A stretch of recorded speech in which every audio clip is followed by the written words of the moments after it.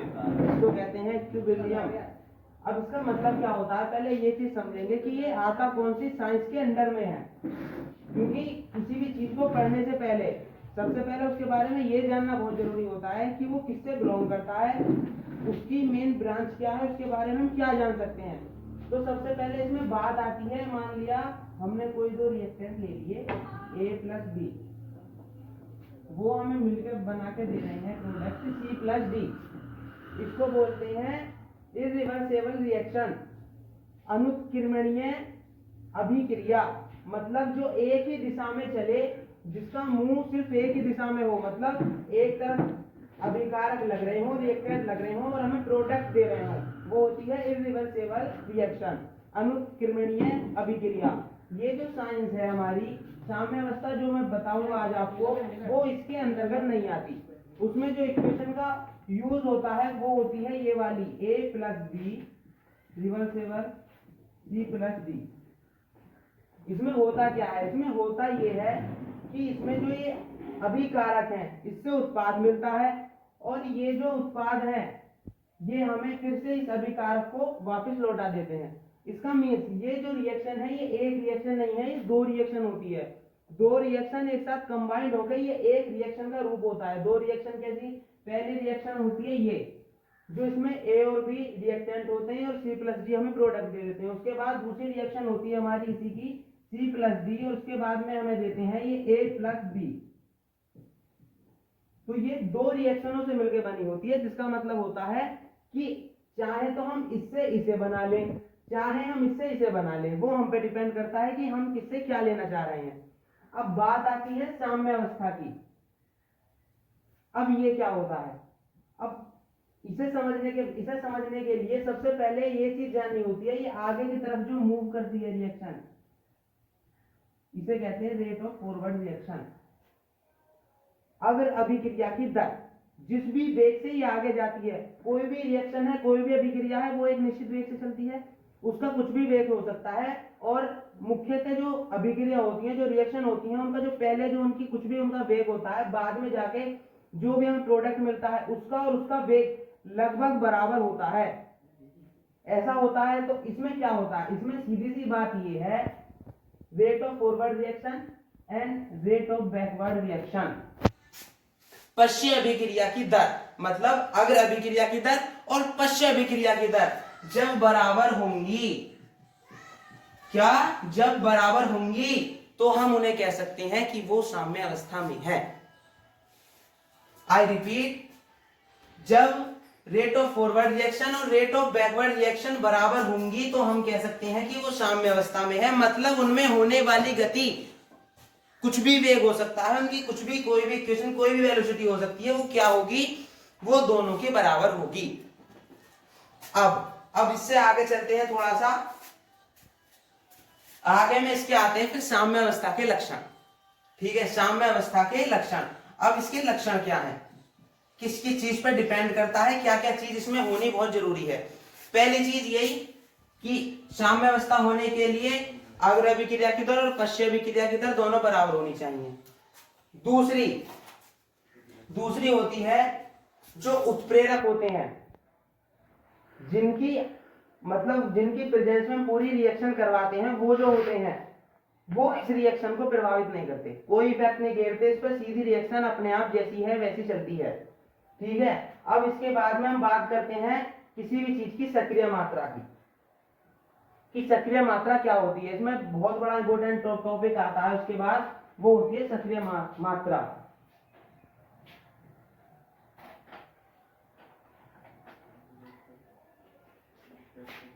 सक्रिय मात्रा। अब सक्रिय मात्रा समझने के लिए हमने सबसे पहले चैप्टर पढ़ा था, वो था मोल कॉन्सेप्ट, मोलों के बारे में। यदि इसे समझने के लिए क्या है टॉपिक है सक्रिय मात्रा।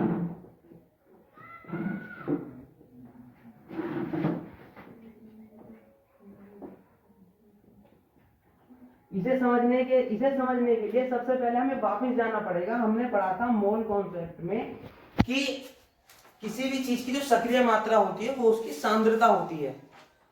कुछ हमने इस प्रकार से पढ़ा था, यदि याद हो तो बच्चों, याद है नहीं, बता दो। है ना। तो हमने क्या पढ़ा था, हमने पढ़ा था किसी भी कोई भी सॉल्यूशन हो उसकी जो सक्रिय मात्रा होगी वो उसकी सांद्रता पे निर्भर करती है। अब सांद्रता समझने के लिए सबसे पहले ये चीज समझनी होगी कि हम लिखते हैं कि कोई भी चीज है, जैसे ए ले लिया हमने कोई भी, तो ए की हम लिखे यदि सांद्रता, ए की सांद्रता बराबर, तो इसे हम चाहें तो एक बड़ा ब्रैकेट लगाकर भी लिख सकते हैं। ये जो बड़ा ब्रैकेट होता है ये इंडिकेट करता है कि हम इसकी सांद्रता ले रहे हैं। सांद्रता क्या होती है, सांद्रता होती है उसका नंबर। नंबर कैसे, यदि मैं कहूं 1 किलो बादाम ले लो, चलो ठंड का टाइम चल रहा, 1 किलो बादाम। अब एक क्या है, एक है उसकी सांद्रता, उसकी मात्रा कितनी है। अब 1 किलो बादाम क्या है, बादाम है जो हमने जिसकी हमने 1 किलो ली है वो। अब सक्रिय मात्रा में होता क्या है, सक्रिय मात्रा में होता है, सक्रिय मात्रा में उनकी मल्टीप्लाई होती है, या कुछ भी वो नंबर लिए जाते हैं जिनकी हम आपस में मल्टीप्लाई कर सकें। मल्टीप्लाई करने के लिए हमें नंबर की जरूरत होगी। यदि मैं कहूं कि 2 बकरी हैं और उनकी गुणा करो, 2 बकरी गुणा 2 बकरी, तो ऐसे तो नहीं हो पाएगा। मैंने कहा 2 बकरी हैं, अब बकरी गुणा नहीं हो पाएगी। हम मल्टीप्लाई किसकी करेंगे, मल्टीप्लाई करेंगे उसके नंबर की। तो सबसे पहले सक्रिय मात्रा का सीधा सीधा मतलब है कि ये क्या होती है, ये जो डिजिट है ये एक उसकी मात्रा है कि हम उसे कितनी मात्रा में ले रहे हैं, मतलब उसका किस तरह से हम यूज कर सकते हैं। तो उसका मतलब सीधा सीधा ये है। बात चल रही थी अभी भी सक्रिय मात्रा की, ठीक है। अब हमने कोई भी एलिमेंट ले लिया है, हम कह रहे हैं हमें तो उसकी सक्रिय मात्रा चाहिए कि उसकी सक्रिय मात्रा होगी क्या, ए एलिमेंट की।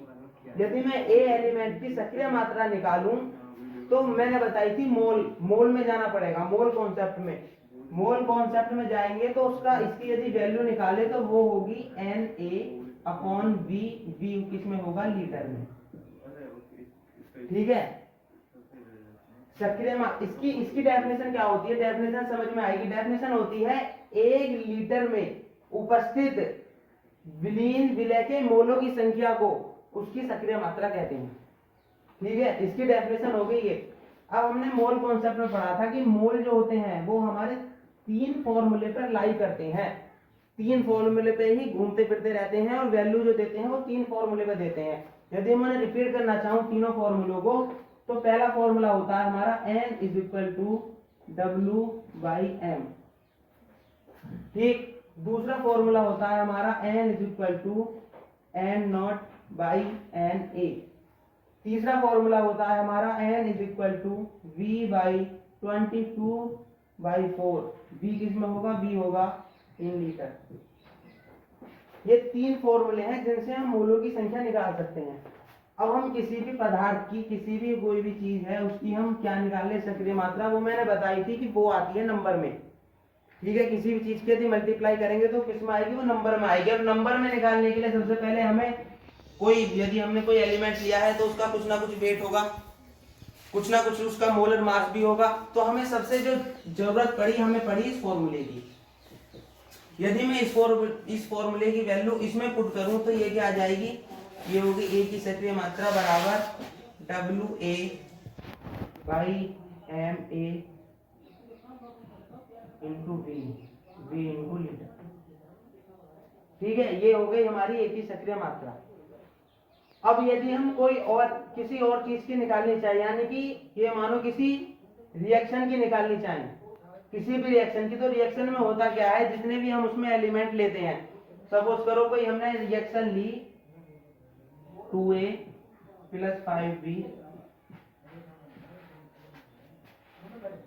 3C + 3D, कुछ भी ले लो, ठीक है। वैसे वो नहीं है, बैलेंस नहीं है, वैसे ही लीजिए, ठीक है। अब इसमें होगा क्या, यदि मैं इसमें सक्रिय मात्रा निकालनी चाहूं इस रिएक्शन की, तो वो कैसे निकलेगी। यदि मैं ए की निकालनी चाहूं तो सबसे पहले क्या होता है, जो है मल्टीप्लाई में होती है, सीधी चीज होती है। यदि हम किसी भी चीज को ए प्लस, चलो इसे समझने के लिए सबसे पहले हमें एक नियम समझना होगा। उस नियम का नाम है द्रव्य अनुपाती क्रिया नियम, द्रव्य अनुकिरमानुपाती नियम। अब वो नियम क्या है पहले उसे समझते हैं, फिर इसे समझेंगे, ठीक है। समझ में आ रहा है।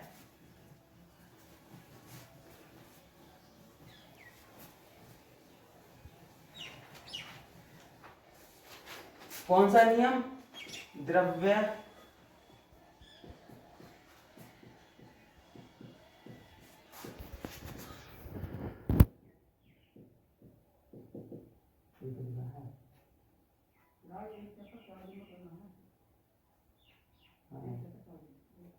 द्रव्य, अब पहले इस नियम को समझना होगा कि ये नियम क्या कहता है, उसके बेस पे सारी चीज समझ में आ जाएंगी 1 मिनट में बिल्कुल। ये नियम कहता है कि स्थिर ताप पर कोई भी रिएक्शन है उसकी जो दर है उसमें जो लगे अभिकारक है मतलब जो रिएक्टेंट है उनकी यदि हम मल्टीप्लाई कर दें तो वो उसके डायरेक्टली प्रोपोर्शनल होता है, उसके समानुपाती होता है। रिएक्शन ले लो, वही reaction A plus B reversible C plus D, अपनी तो वही एक रिएक्शन है, इसे पकड़ लो। इसमें रिएक्टेंट कौन से हैं, ये प्रोडक्ट कौन सा मिल रहा है, ये उसने कहा इसकी कुछ भी हमने कोई भी इसकी अभिक्रिया होने की दर, ठीक है, वो मान ली हमने R, और ये नियम कहता है R जो है वो समानुपाती होगा इसमें प्रयोग होने वाले अभिकारक के। अभिकारक क्या है इसमें, यदि हम इसे इस तरह से लें A प्लस बी, क्योंकि ये 2 रिएक्शन है, ये एक ही रिएक्शन नहीं है, 2 रिएक्शन है, दोनों तरफ चलती है। यदि हम पहली इस रिएक्शन को माने तो इसके अकॉर्डिंग इसमें अभिकारक क्या होंगे, रिएक्टेंट क्या होंगे, A प्लस बी, इस दोनों की मल्टीप्लाई के समानुपाती होता है।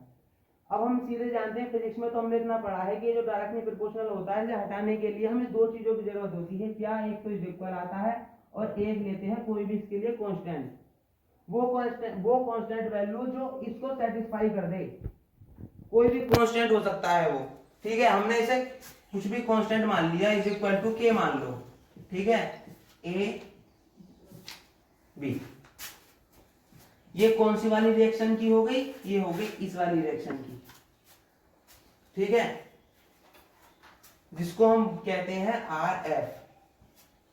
यदि चाहे, यदि हम इस KF की वैल्यू निकालनी चाहें तो कैसे निकलेगी, KF की वैल्यू डायरेक्ट यहां निकल जाएगी, KF की वैल्यू से इधर ले जाएंगे, इसे इसके फॉर्म में ले आएंगे, R के फॉर्म में आ जाएगा, ठीक। इसके बाद यदि मैं बात करूं दूसरी वाली रिएक्शन की, दूसरी वाली रिएक्शन कौन सी है इसमें होने वाली, वो है C plus D gives to A plus B, ये वाली। ये तो कौन सी है, ये है फॉरवर्ड रिएक्शन, ठीक है। ये कौन सी होगी, ये होगी बैकवर्ड रिएक्शन। बैकवर्ड रिएक्शन ये वाली जो कि आपके सामने यहां पर लिख दी है मैंने।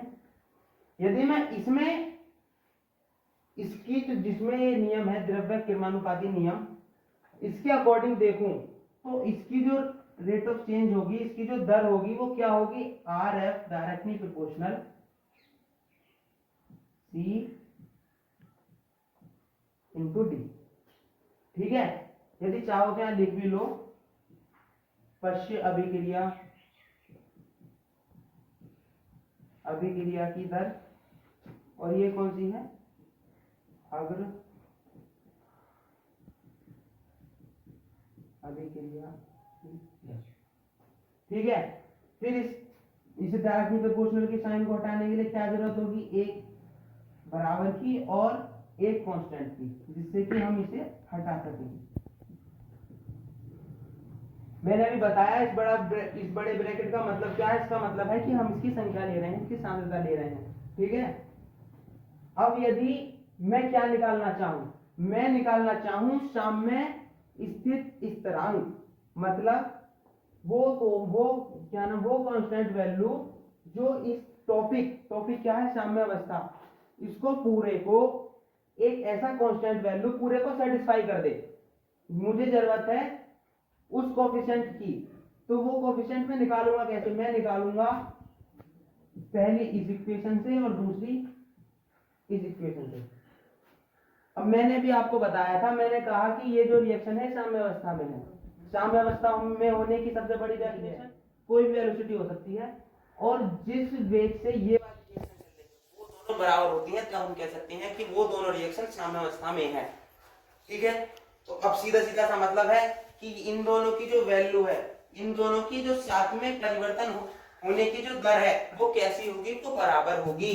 तो तब मैं कह सकता हूं कि R F is equal to R B. जब ये बराबर है तो हम इन दोनों को एक दूसरे के बराबर रख सकते हैं।